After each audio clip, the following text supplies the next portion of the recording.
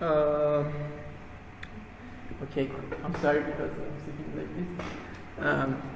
I just sitting like this because we changed the camera in order to let you see the people behind me, or I can just change my seat so everybody can no problem.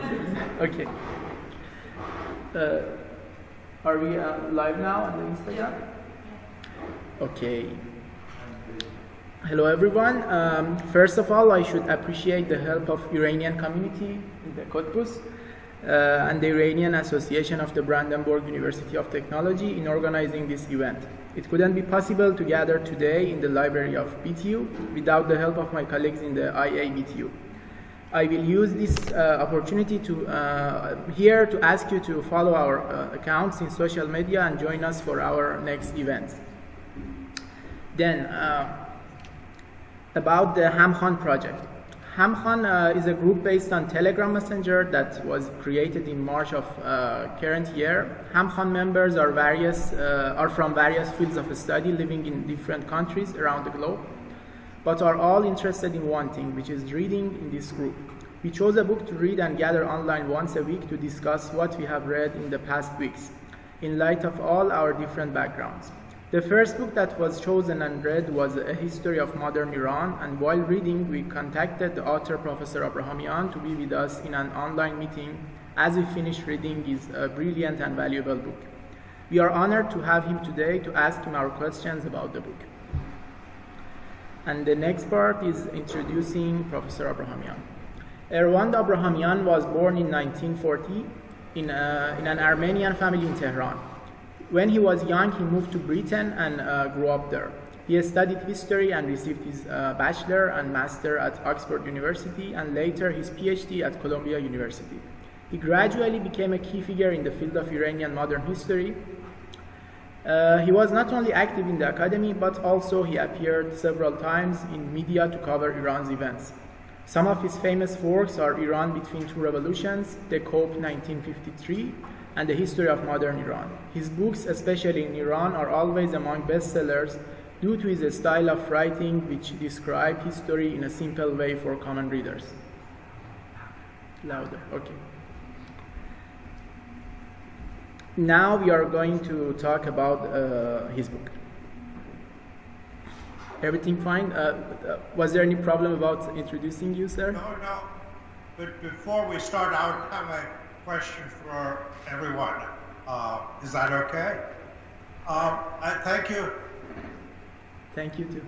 Thank you. Thank you. Thank you very much. We have another microphone. I think someone can hold it. Then, if someone wants to say something, where is the other one?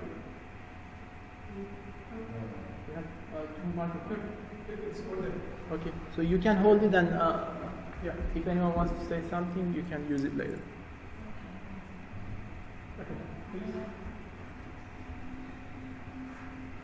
So we will divide this session to two parts. For the first one, we can just listen to Professor's view about the book. For example, why he wrote this book, what was the intention behind this book, what is the argument of this book.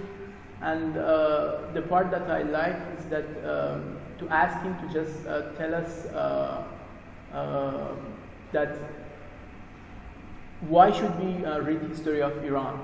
Why reading history is important. So this part should be something in general. Then in the next part, I'm going to ask him questions about the book, the detailed question, and later if someone here wants to ask something.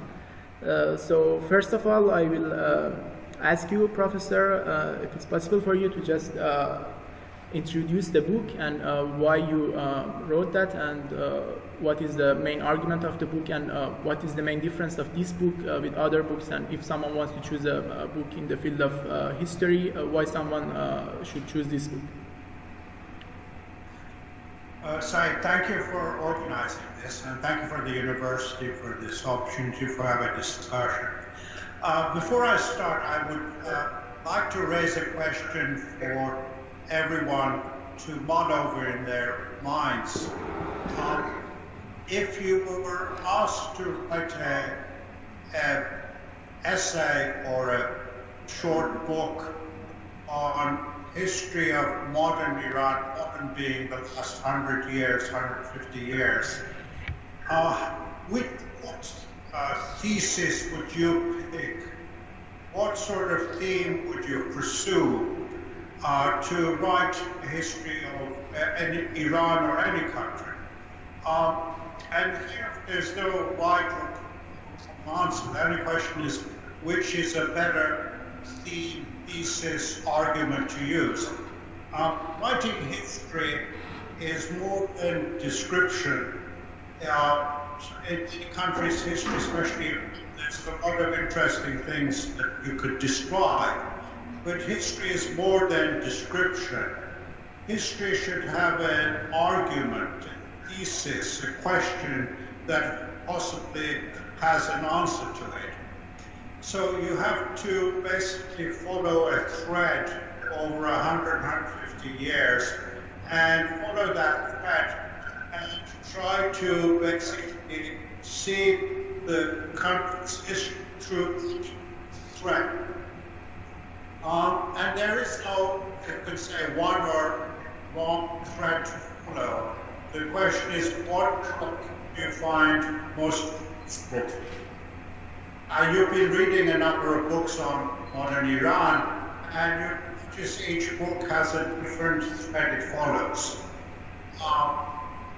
So think about it. What would you choose as a thesis to follow?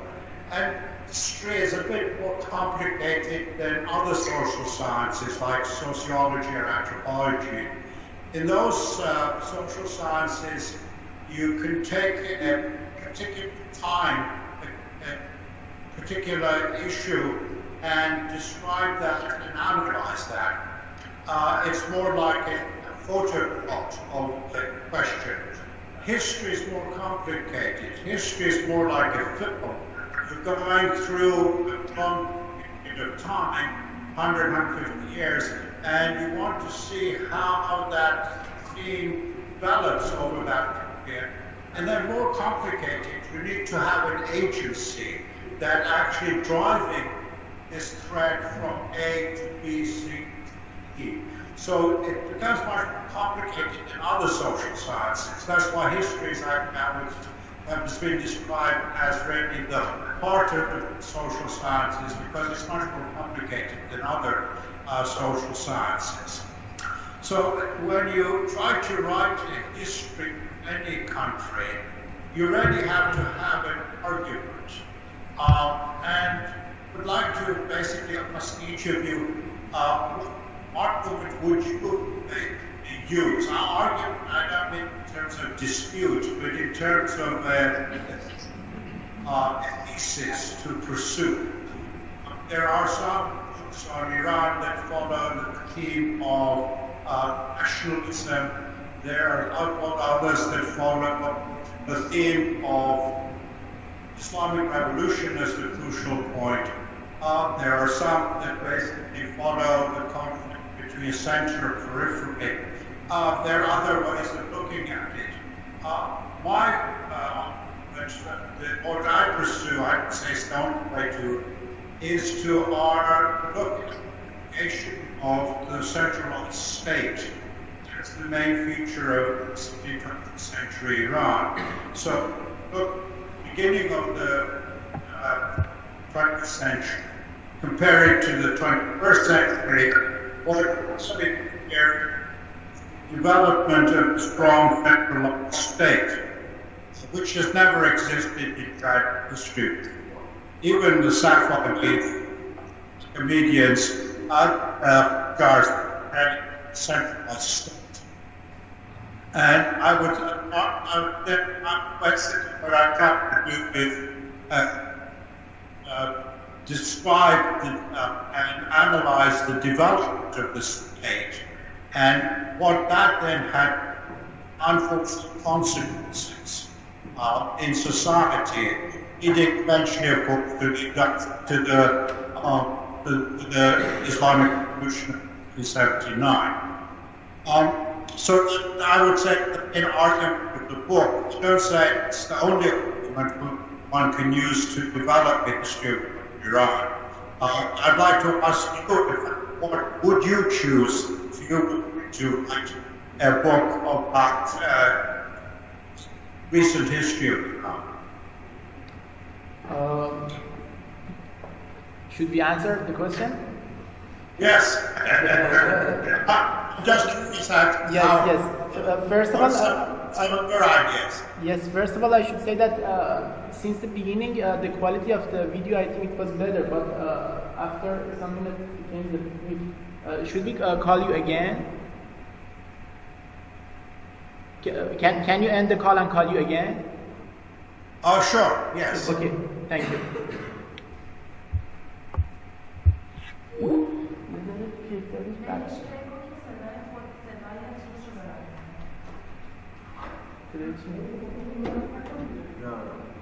صدای چی رو ببنده؟ اشکال نداره داره بندشون صدای میکروفون خودش رو ببنده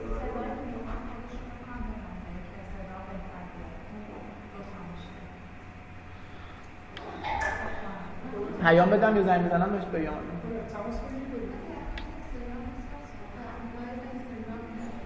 حالا اون که الان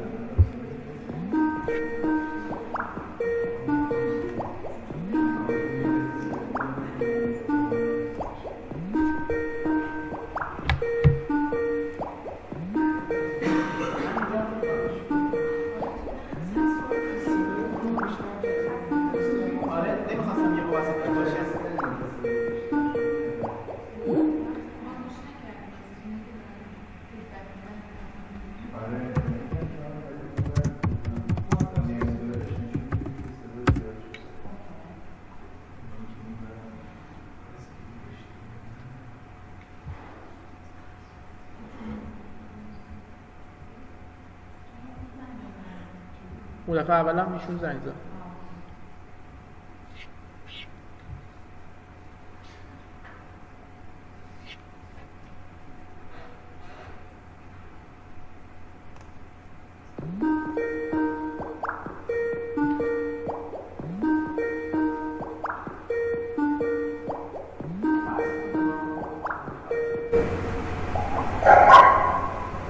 Okay. Can I ask you to just choose the which one? No. This one.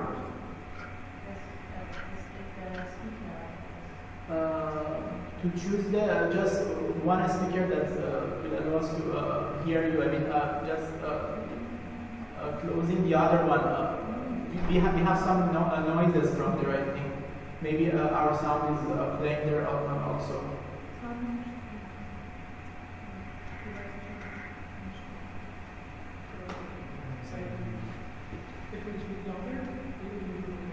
Yeah, and if you speak louder, it would be better too.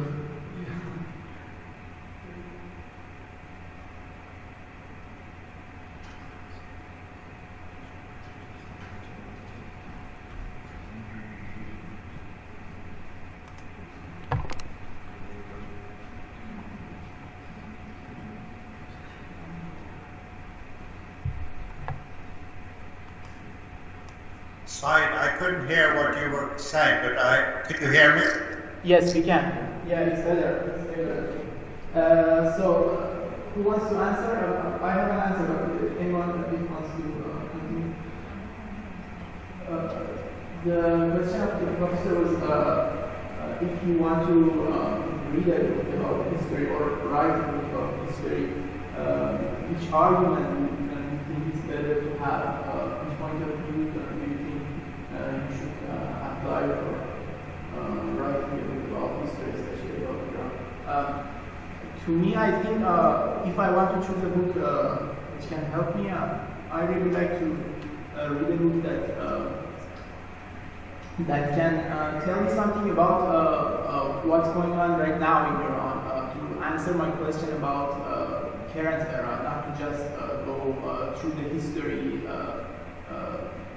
as it is history. So I don't like the history just because it's history, but I like to read history in order to answer my questions and to give me some vision to the atmosphere of the country that I live or the world that we are living in. Did you hear what I said? Sorry, were you talking to me? Could I? Yes. Could you actually come closer to the?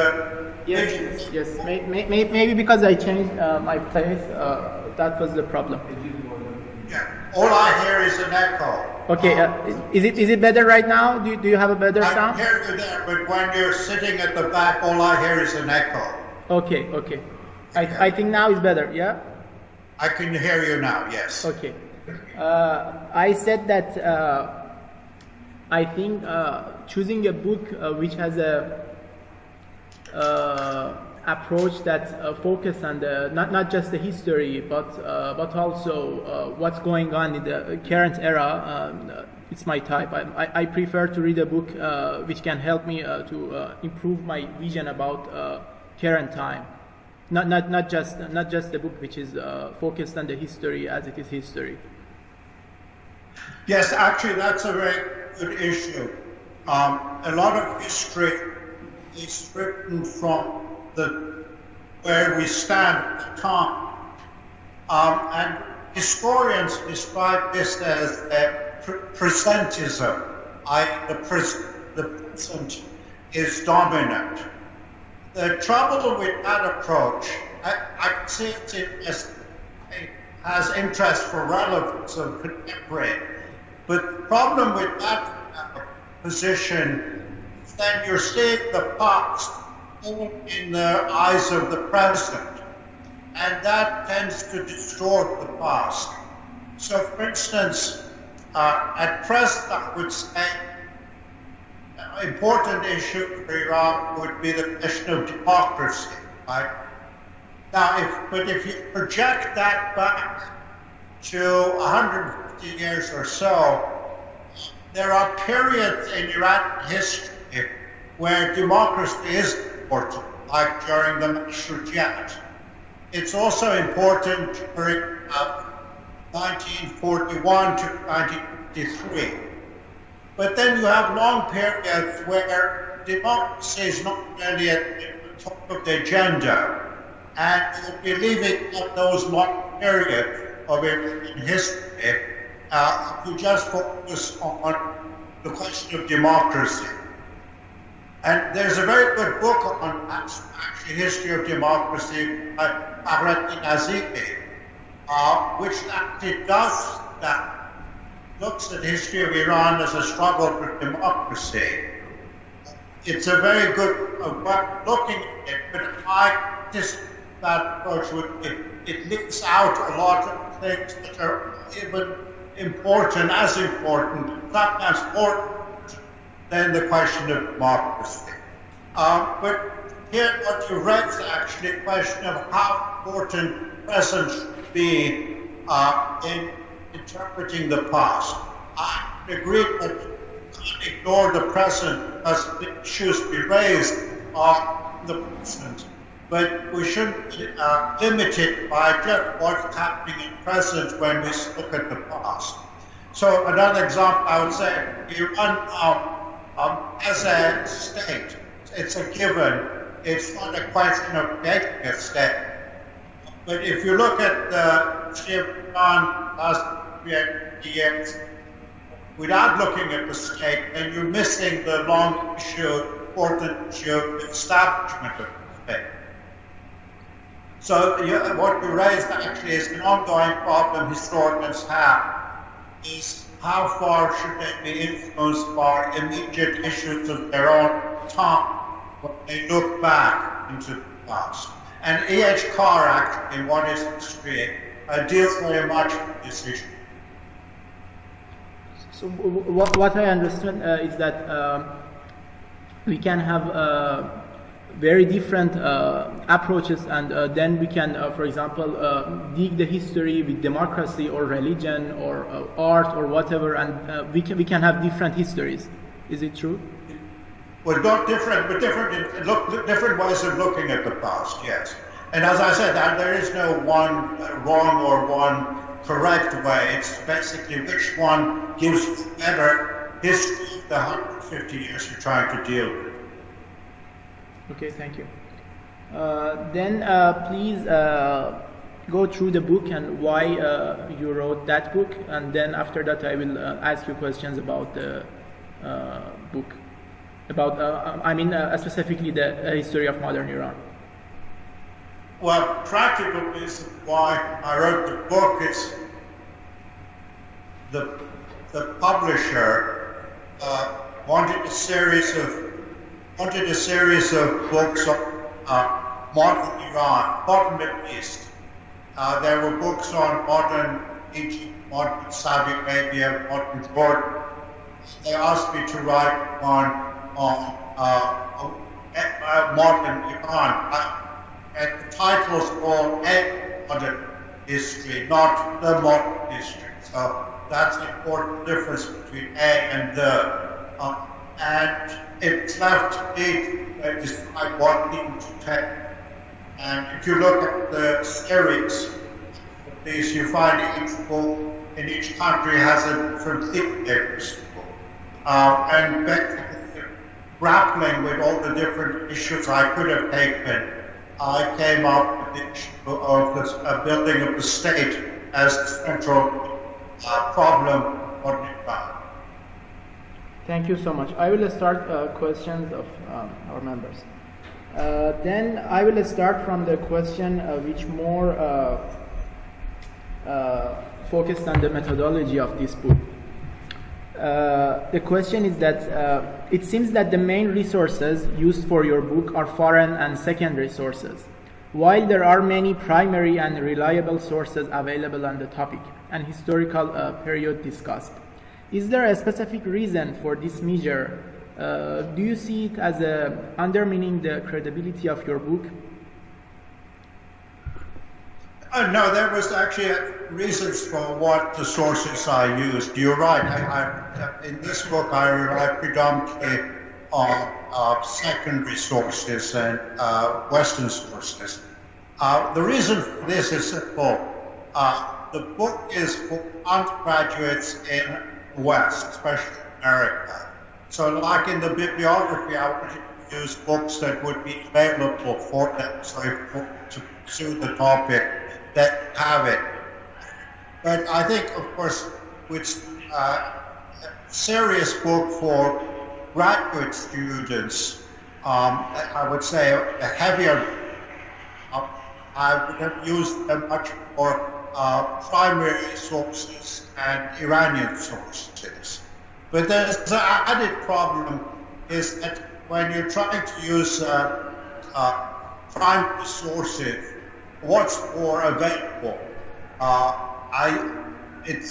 It was easy to get into American and British foreign sources. Someday, hopefully, we can all get into the sources of the Ministry of Interior in Tehran. Until that happens, that means there's a limitation how many primary sources you can use. But of course, in newspapers, Iranian newspapers, can use those when available, but I don't consider those as primary, as government sources, because newspapers, memoirs, articles in journals are written for to influence the reader. While government documents often are secret, are confined to much more close readership, and there's less reason for the reader to be propagandistic. So in some ways they're reluctant. One has to keep it against the grain. You have to know what prejudice is, interest of speech is. But they're not going to distort the reality just for the sake of propagandistic reasons. So it is confidential reports in the State Department or the CIA or Foreign Office in some way are more reliable than we would treat journalistic news. Yes. For example, what I think is that as an Iranian, sometimes if you just see some quotation in a book that says that one officer in the British embassy said something about Iran, maybe it seems it's very correct. But once you read the sources, you will see that the point that just someone is an officer in the British embassy doesn't mean that his views are correct. But for a reader, maybe to just read something about officers of embassies' points of view, maybe more scientific, or they will think that it's better, while maybe Iranian sources should be better. Yeah, I agree. In fact, usually when I quote them, it's to show what the British official thinking was, not in terms of but what reality was. But I think if you look at my book, Iran Between Two Revolutions, or the book on the coup, what I usually do is try to show that the Foreign Office officials often had their own strong prejudices, and reality was very different. So, for instance, when you look at the politics of 14 bad deaths during the war, British reports are often very distorted. And if you look at actually what happened in the fractions in the West, was very different. And there you can, I try to show the difference between the foreign perceptions and what's going on. Thank you. One of the important part of the book, which may be somehow relevant to what's going on in Iran, is about Reza Shah. How do you see Reza Shah's record in general? In chapter 3, there are parts in which it seems you value some of his actions. For example, you mentioned Reza Shah aimed not so much to undermine religion with secular thought as to bring the propagation of Islam under state supervision. You said this is why Reza Shah evidently opposed some religious fundamentals, especially in the case of banning the veil. You also claim those who opposed Reza Shah were ones who lacked experience and a clear understanding of their times. How do you see the influence and the role of foreign forces in Reza Shah's gaining power? I mean, I see that there are many things about Reza Shah, but in general, if you can talk about Reza Shah, and especially, I think you have heard that some Iranians in Iran, especially in the recent protests, they are calling him in a positive way, and how do you see that? What history should tell us without any positive or negative view about Reza Shah? What should we know about Reza Shah? Well, I think Reza Shah is obviously still very controversial in Iran because he played such an important role in what Iran. However, there's a strong, I think, difference between a historian and a non-historian. A non-historian, let's say, interested in Iran, can try to be judgmental. A historian's job is not to be a judge, it's just be a hanging judge. Historians are not khalkhalis going around hanging people for being good or bad. Try to look at basically their function in history, rather than saying, well, on these things is good, on these things is bad. And I try to avoid being judgmental. Where you say I was judgmental, I was quoting someone else, Arabian people, not myself. For me, the question wasn't that Reza Shah was a good guy or a bad guy, or a good husband or a bad husband, good father. I wasn't interested in that. My question was, what did he actually do in history? And my answer was that he did the modern state. I say this, good or bad, that's your judgment. As far as his role was concerned in the history of Iran, was the establishment of a centralized, strong state. So it's his legacy. Now, there were other things. Maybe, a crook. He was a crook at the same time. But I'm not judging him as whether he was financially honest or dishonest. That's a different issue. The question, what was his role as an Iranian history? So I think it's often non-historians tend to be very free in judgmental issues. Historians try to keep personal judgments out of it, and more in the long process of doing in this book. This book is about creation of a modern state, and it's also a big role in that. I give a big role in that. I'm not trying to make it a good guy or a bad guy. I'm not being a moralist. I'm not trying to be a anti-judge. Similarly, the question of whether he was a notar or an agent of the British. This obviously is still a controversial issue. Here, language is in any language, words mean very important issues, important things. You have to be very precise what you mean by word. Okay is basically a servant, someone who can be dismissed as by and clearly Reza Shah wants that. It is he was brought to with the help of the British. But if you look at the British document, in the 1930s, the British government didn't trust him, didn't like him, and in 1941 came along, they were to get rid of him. So if he was a no-character, why did they have to invade the country to get rid of him? They could have just sent a message saying, go.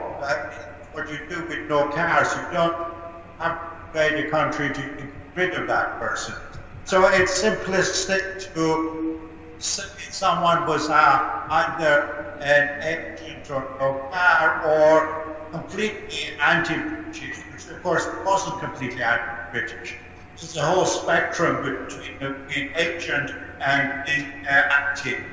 In this spectrum, he tended to move it way back and forth depending on the situation. And the same thing you would say to Sultan Mohammed Shah. It's not to define as either Kar or anti-imperialist. Some monarchists nowadays claim that Mohammed Reza Shah was actually American. That's why they threw him. Again, this is as simply and wrong as to consider it as the servant of Americans. True, Mohammed Shah was brought to power by the coup in 1953, but in the 1970s, early 70s, many issues he was on a different wavelength than the Americans. That doesn't mean he was anti-American. He was trying to become divorced on his basically could brought him to power. But you can't from that say he was either servant or anti-imperialist vanguard of the press and so on, which the monarchs seem to think was. Thank you so much. I want to ask you to just be a bit closer to the microphone, because sometimes if you change your position, the quality of the sound will be different. It's echoes there. Yeah, thank you. Another one is that in the book you quote from Malik al-Shu'ara Bahar, who claims that introducing democratic law from modern Europe into the paternalistic environment of traditional Iran weakened the liberal candidates and estranged the conservatives in 1332. Do you still believe Iran lacks a potential ground for the establishment of democratic laws, today? Well, Bahar actually was talking about property qualification. That in the first majlis there was limited property qualifications, that if you didn't have property, you couldn't vote. And he was arguing that by getting rid of the property qualification, this gave the vote to illiterate peasants, and this meant then the landlords got control. So that was the issue at the time, and I don't think anyone nowadays in the 21st century would advocate reintroduction of property qualification in any country. But the question that any country except fight for democracy is again a problematic question, because what do you mean by democracy? Again, you have to be precise. Here, it's a term like democracy is freely used, and it depends what you mean.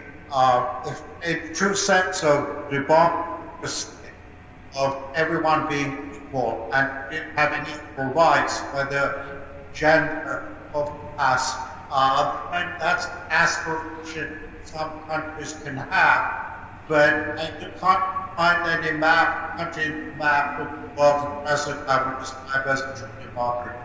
So in that way, you can say all the countries hopefully will get democracy at this point. But I don't identify many countries that have a democracy present. That, of course, includes the United States. Thank you.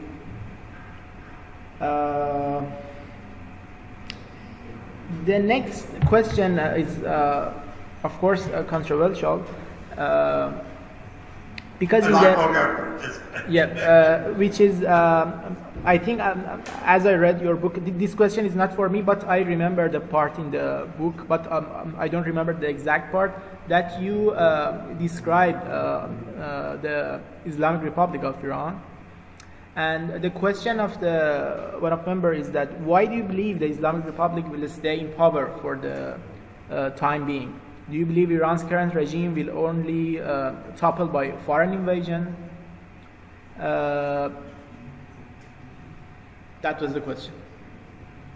So just to make sure I understood the question. The question is that why you believe that the current government can long for a while and can live longer. The question is that why do you believe that the Islamic Republic will stay in power for the time being? Okay. Well, not the government, but you mean the regime, I would say, yes, right? Yes. Not the Islamic Republic. Okay. Again, a good question, controversial, but a good question. Yes. Ever since 1979, people have predicted the death of the Islamic Republic. True. Even if you go to March 1979, a month after the revolution, people in America were saying this republic would not last more than a few weeks. Well, it's now almost 14 years. So the question becomes, why is it lasted so long, even though so many people expected its early death? A number of reasons. One, actually, reason that follows from what I was saying before, it has a strong state. And Khomeini did not destroy the Pahlavi state, he took it over and he expanded that state. So the virtue of the state existing gives it ability. The second factor is the Islamic Revolution, whether one liked it or not, it had considerable amount of support. It had legitimacy. So one may have disliked some things that happened in the revolution, but overall the revolution was very much supported by the public. So it has legitimacy, something that monarchy did not have after 1953. Another factor, I think, that explains the longevity of the republic is the fact after the revolution, it did implement social programs, what we call welfare society, of help expand education, medicine, social services. And even though there are obviously social economic problems in Iran, many issues that existed in 79 have actually tackled by the government. Again, one may not like this or that thing the government does, but if you look at the record of government, it has been actually very successful on a lot of social economic indicators. And some of the problems that Iran has now are a product of successes like the massive expansion of education, higher education, so that Iran now has a problem of trying to find jobs for college university educated graduates. Similar problem that the countries such as Spain actually have too.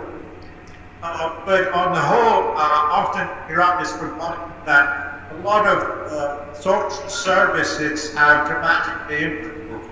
To give the one example, Iran now, life expectancy in Iran now is better than the United States. The United States is not that good on longevity, but Iran is actually overtake the United States in longevity. So here's a large stick one can use to show the success of Islamic Republic on social programs. So all these factors actually explain why the Islamic Republic has survived for 14 years against expectations of its collapses. And of course, I would add, there are people in America who think that the Islamic Republic is about to collapse now. The same factors that have kept the Islamic Republic going will continue, I think, to keep the Islamic Republic going. But people like Bolton are not going to take facts into account. Thank you, but let me ask my personal question to continue this topic, and then we can go for the next question. I want to say that it's correct that Islamic Republic had kind of support, especially in the first or second decade, and they had a positive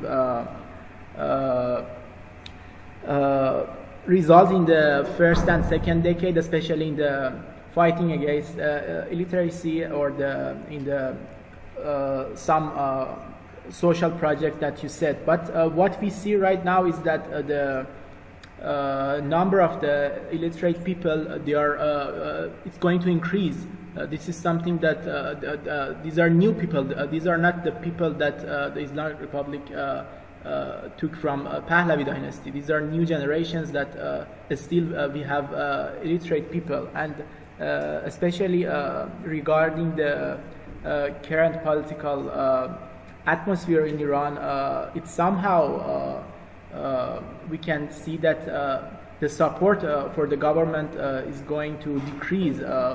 So the question here is that we believe about what you said about the history of the Islamic Republic, but because you somehow forecast about the future and you said that they will live longer, this question could arise here is that okay, the past is okay, but how do you know the future? How you guarantee, or how what is your argument for the future that they will have their support in the future too, and they can live longer? Oh well, all right. You can look as the graph over, let's say, life expectancy, and the graph shows that life expectancy has increased over the last 20, 30 years.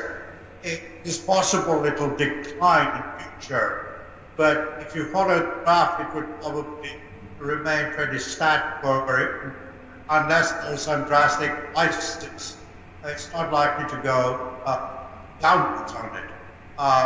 But in trying to explain why the Islamic Republic has survived the last 30 years. Support the graph actually in the last 30 years rather than predicting what the graph will be the next years. I don't know what will happen in the next 10 years. But I'm trying to explain why it lasted so long. Okay. Should I ask the next question?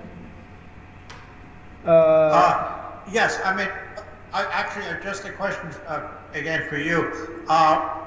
Don't you think it's a major achievement that a third world country has now longevity as good as United States?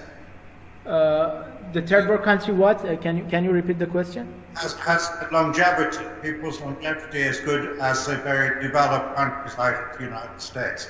Obviously it's not as good as Sweden or Japan, but the United States is supposed to be the world's best country, and Iran is overtaken the United States on longevity.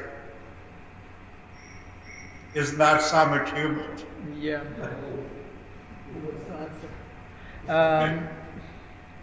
We have high expectation from our country.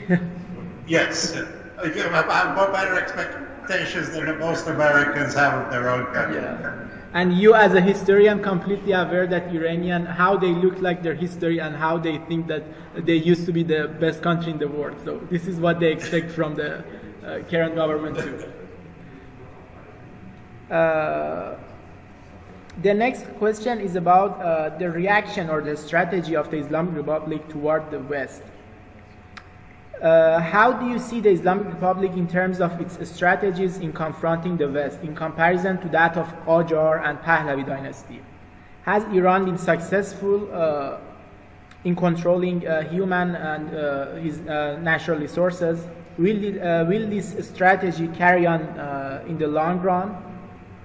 The strategy of the Islamic Republic in confronting of the West.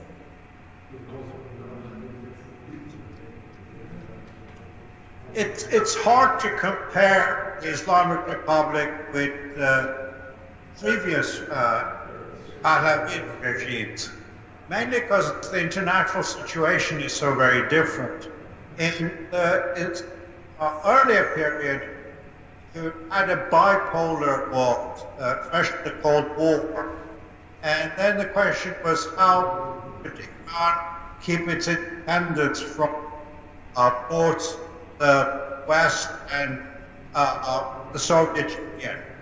And there were two policies. One was Mossadegh's policy of negative equilibrium, not giving concessions to any one side, and that way being neutral. In fact, Mossadegh was first of the non-aligned leaders who wanted Iran to be neutral in the Cold War. The Shah's position was that to ally one side and become part of the Western Bloc. And that, of course, made Iran much more dependent on the United States, not a servant of the United States, but dependent on the United States. The present situation is very different. There is no basically Soviet Union to compete with the United States. Makes it harder, and it also provides opportunities for the Islamic Republic. They can try to establish good relations with places like China, Russia, India. But it also has a problem that in the polar world, where the United States is so dominant, the U.S. and in fact pressure and try to isolate Iran as much as and do much more than in the Cold War. Where Iran could always turn to the Soviet Union if need be. In the present situation, there is no real counterbalance to the United States. Maybe in the future, in 10 years' time, China will be a good counterbalance. But in the present problem we have right now, there is no counterbalance being fought against the United States. And this creates a very difficult problem for Iran at the moment. I see. Thank you. The present crisis may encourage Europe to declare its independence from the United States, but from the dollar and U.S. banks. But that will be a long-term project. It's not something that we do at the moment.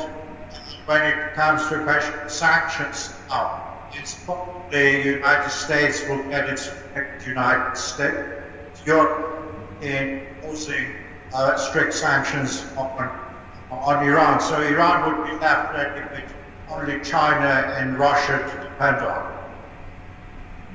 I see. Thank you. Another question is about economic turmoil during the Rafsanjani's administration. You claim that the economic turmoil during the Rafsanjani's administration paved the way for not a revolution, but reforms. How do you see the current economic crisis?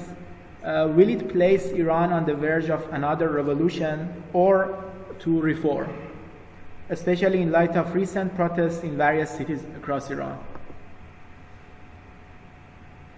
Well, first the question of revolution.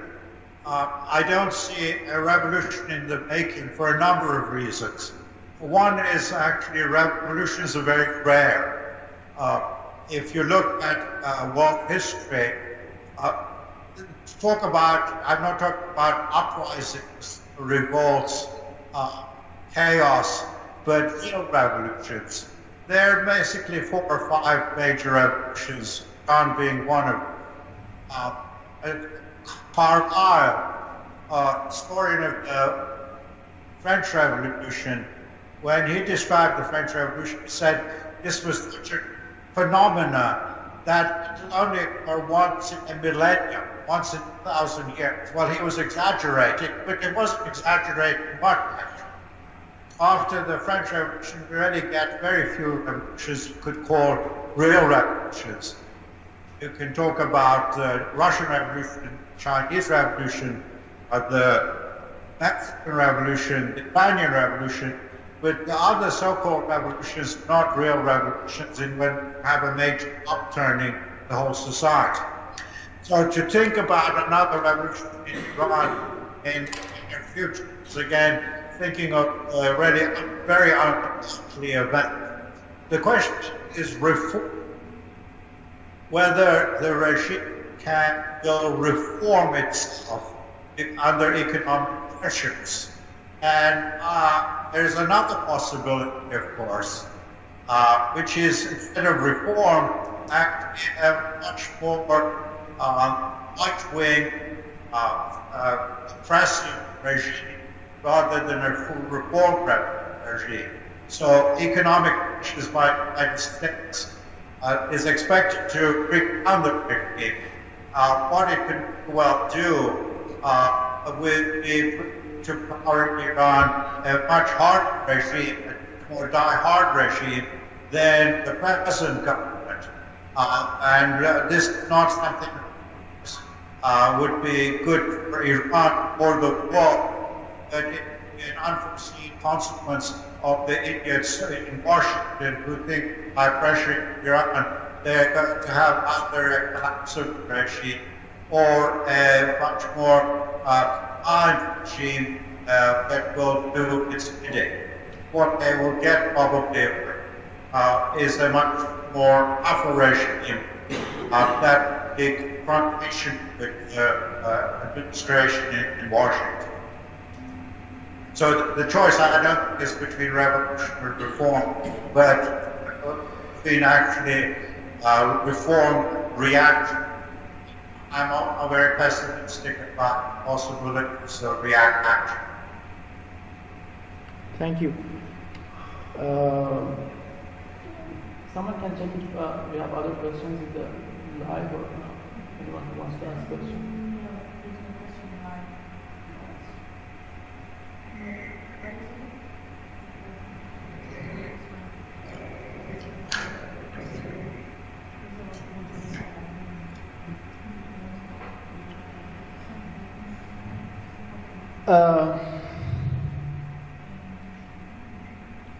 We are going to end with our question, but one more is that which is also about current time.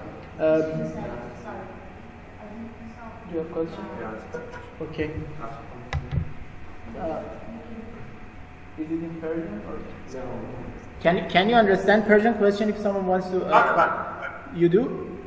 Yeah, if I can't hear it, I'll ask you to repeat it. Okay, so you can still. No, I don't. Okay. Ask. No, it's still is. So, hello, Professor. Salam. Go ahead. I have a question about historical view, and you said that at the start of conversation, you said that the history is not apart from psychology and psychological imagination. You think that is that so possible for our society now to reach that modern definition of democracy and something like that? Because in the start of your book, you mentioned that at Qajar era and the beginning of Pahlavi, we were like a group of people who lives together. And I think it's changed now in different form. It's my personally experience that we are now modern, but not that way. If you see that in Germany or West countries, because we are now live together in group of people like canteen in. Something like that, not European people or Western countries individually. You mean what I mean? And you think that is it possible to reach that so early or so soon? It's your social imagination. What do you think about that? Actually, a very perceptive question. Of course, it gets to the heart of what is modernity. And if you look carefully in my book, I try to avoid the traditionalism, modernism, or modernity, because they're very difficult to use. People use it in different ways. It becomes like a sponge. It means different things to different people. But at the core of modernity, if you want to think about social psychology, at the core of modernity is not so much that people live together or don't live together. Because in traditional societies, people live together close groups. They were in their village or tribe or map. There was a close, you could say, community, which breaks down with industrialization, urbanization. But I don't think that is the core of modernity. The core of modernity goes to the Enlightenment. And in the Enlightenment, the core of new thinking is individual rights, that individuals are born with natural rights, and these are inalienable rights. It's something you have as a human being. It's not something that you get from above or the government gives you, but it is something to you, and it's equal. Each individual is equal, whether man, Sunni, Shia, a Christian, Muslim, whatever. Every citizen has equal rights. That core of enlightenment, I would say that is the core of modernity. And societies that are called modern don't accept that actually. I would say Scandinavian countries have reached that. I don't think the United States is ready. And hopefully that would be where Iran would eventually want to be. The idea of individual equality based on natural rights. And this actually goes back to the question about that was earlier about Reza Shah, whether he was a secularist or not. And I avoid describing as a real secularist, because although wanted to divide the clergy from the state, that's, you can say, secular institutions. But in terms of modern thinking, Reza Shah was in no way a person who extended equality of individuals, and each individual had an equal worth. So in that way, he built a modern state, but I wouldn't call Reza Shah a modernizer or a modern thinker in that way. So these are words that we often use very loosely, but they're certainly specific. There's Americans of technology like Mills basically said one of these becomes French words that sometimes take different meanings, that they become meaningless. And the word modern, secular, modernity becomes words. Very good. Thank you. I hope it somewhat answers your question. Yeah, thank you. And I have another question too. As I remember, I always, when I was a kid, I always hear from my father that one of the biggest our problem is not reading history of contemporary history. I mean, and what is your opinion about that? Is that right to knowing history as the contemporary history is very, very important for a society, or do you think that we are so now in Iran there are too many people who are very superstitious or very religious? They cannot believe that what happened, for example, in 50 years ago or 60 years ago, and I think it's the confrontation of being religious and reading the history. I think it's a paradox between that, and I want to know that what is point of view about that? What is our problem now, and how can we learn our history better? I didn't hear the first part of your question about what your father said. Say that beginning. I heard the last part of the question, not that one. My father always said what your father said. My father always said that the society that not read the history is that the one who's loser, and we could learn about the history. Yeah, and yeah, it's not point of view. We are not we have no evidence about our contemporary history because of regime and because of, you know what, every era in Iran, Shah, now regime, and in the past, all the human in the power, they couldn't, they resist to say that the truth, what is the truth, yeah.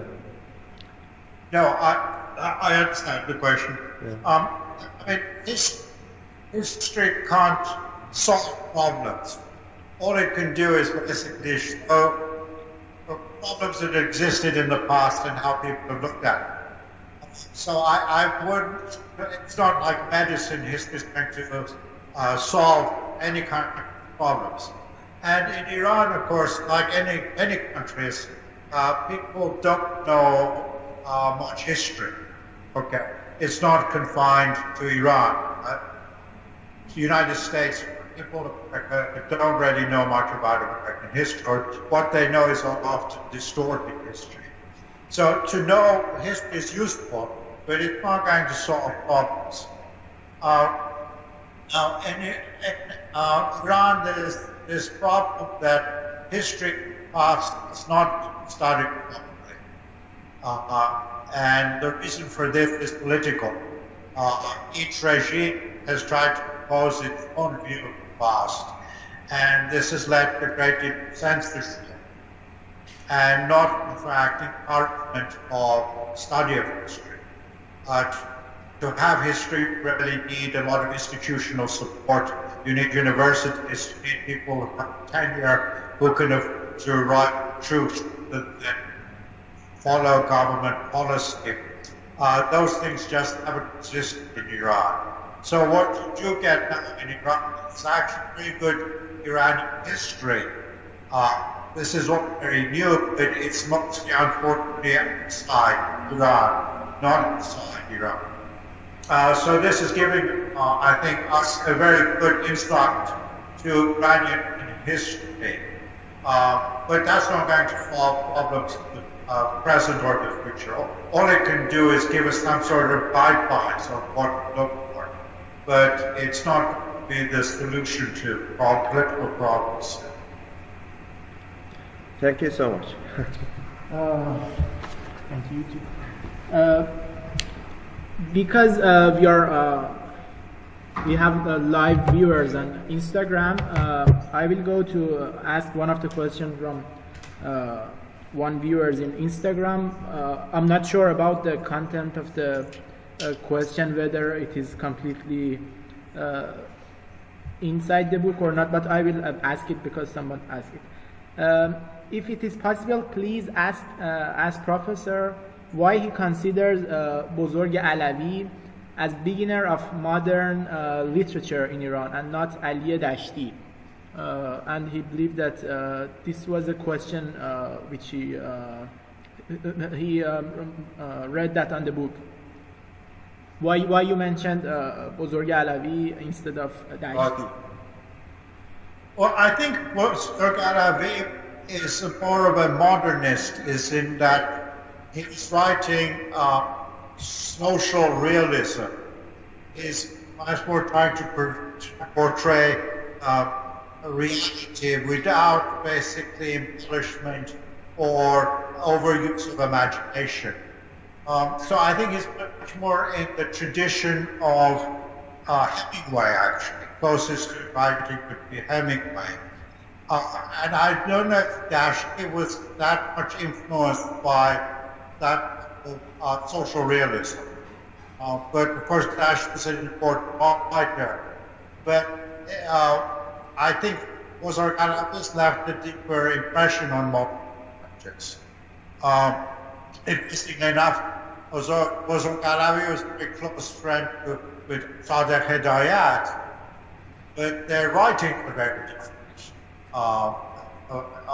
Hedayat much more, say, psychological, abstract. Bozorg Alavi much more down to earth and realistic. True. Thank you. And to me, it's the last question of. But if any other person wants to ask a question, you can tell me. The last question that I want to ask is that the Bush calling Iran the axis of evil diminished the achievements of Iran's reformists, especially Khatami's achievements and the reformist administration. What do you think will happen to Rouhani's administration after the U.S. withdrawal from the Iran deal? How do you see that, and what do you think will be the outcome of the exit of the United States, the withdrawal of the United States from JCPOA to the Middle East and Iran? What will happen? Do you think that it will diminish the achievements of his administration, I mean Rouhani's? Yes, what we're seeing now is a rerun of what happened to Bush. In fact, the same people are in charge. The neoconservatives are now in the driver's seat as they were under Bush. And they have a similar agenda. Under Bush, it wasn't just against Iran, of course, it was directed at overall the Ba'athist regime in Iraq. The neoconservatives like Bolton have the agenda, their ambition is not just to pressure and get rid of Rouhani, but to get rid of Islamic Republic and even get rid of Iran as such, as a state, because for Israel, it would be better of the Middle East not to have Iran there at all. Maybe Iran reduced to the same level as Syria or Afghanistan, then there would be no potential threat from Iran. So that's the term agenda of the conservatives in Washington. Whether they'll achieve that or not is problematic, because the Islamic Republic is so fragile that it will collapse easily. Once it doesn't collapse, then the question is, what will they do? I don't think they'll give up their aspiration to get rid of the Islamic Republic of Iran. They then increase the pressure by bombing, and thinking that bombing will get rid of the Islamic Republic. If the bombing fails, then they will escalate further, because overall their ambition is to get the Islamic Republic.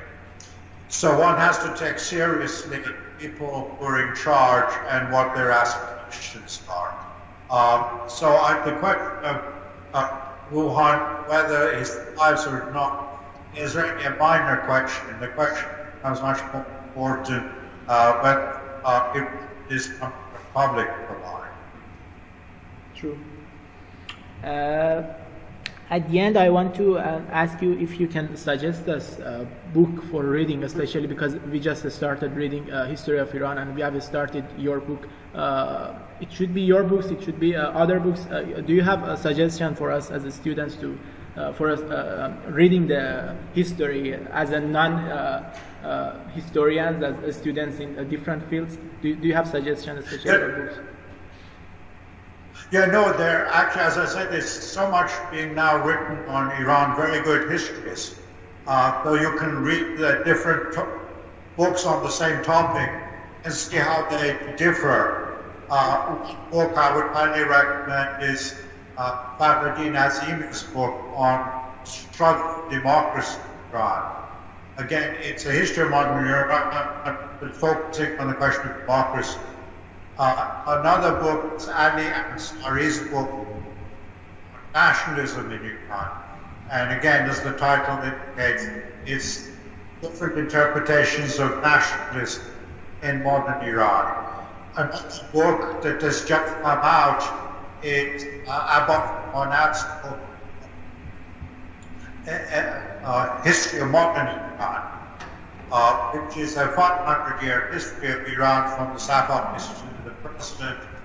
And his theme is basically identity of Iran, the strong sense of Iranism in the population over the last 500 years. So these are actually all, you can say, parallel books in the same period in a very different ways of dealing with it. There are others, but these are the ones I come to mind right away. Thank you. And finally, I will add that as a student, especially we are in outside of Iran. What do you think as a role of a student, especially intellectual students? I'm not talking about myself. I'm talking about the community that they are watching. In the chaotic situation of Iran, what is our role? What should we do as a student, not to be inactive, to be active and to do something? Well, it depends. I mean, students who are in the Western countries should do their best to educate the public that Iran is not a threat. It's not a caliphate threat in the West. In fact, it's a state that wants to have good relations with the West. This would counter the official line that is now from the Trump administration, that Iran is an existential threat to democracy in the West. In Iran itself, I think the student role would be to make aware that the real danger comes from actually the Trump administration. And that is basically the agenda of the Trump administration is very serious to Europe. Yeah, true. So you mean we have a role to contact to the with the community that we are living and to tell them what's wrong about the conception of them about Iran. Yes, very much so, yes. And actually, books like Amonat's book that just came out in the United States, it tries to counter that typical image that neocons have, that this is a fragile state that could be overthrown with a little huffing puff. True. Anyone wants to ask a question? So we are at the end and less than 2 hours, and thank you so much for the time. Thank you so much.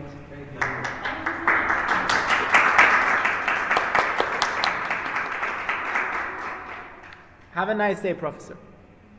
Okay. Bye-bye.